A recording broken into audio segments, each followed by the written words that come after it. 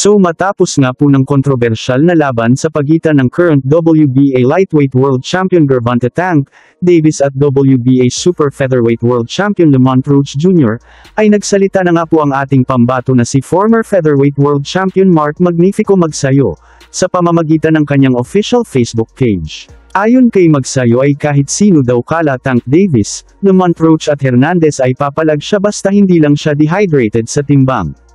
Bukod dyan kabady, ay sumagot din po si Magnifico sa isang basher sa comment section, at sinabing kahit sino umano sa tatlo ay gusto niyang labanan kasi ginagawa niya umano ito para sa pamilya niya, sa bansang Pilipinas at sa mga totoong sumusuporta sa kanya.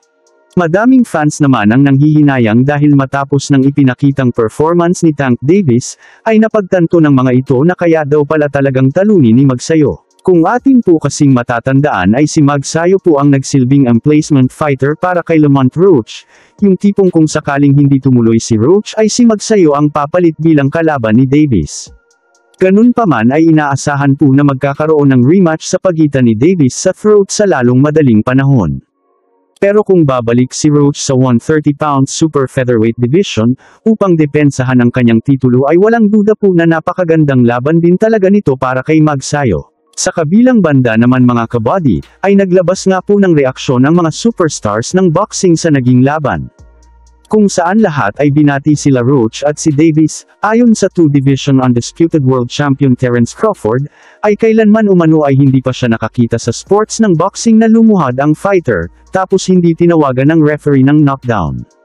Mukha umanong kinalimutan na ng referee ang batas ng boxing para kay Davis. Bukod dyan ay sinabi din ni Crawford na walang duda umano na dinaya si Roach, kasi karapat-dapat daw nitong makuha ang panalo habang si WBC Lightweight World Champion Shakur Stevenson naman, ay biglang tumapang at sinabing nangangati na daw siyang labanan ngayon si Davis. Kaya naman sana umano ay pumalag na ito sa hamon niya. Samantala, hindi din nagpahuli si Ryan Garcia, at sinabing bagamat magkaibigan na daw sila ngayon ni Davis ay hindi niya umano itatanggi na si Lamont Roach ang tunay na nagtagumpay sa laban.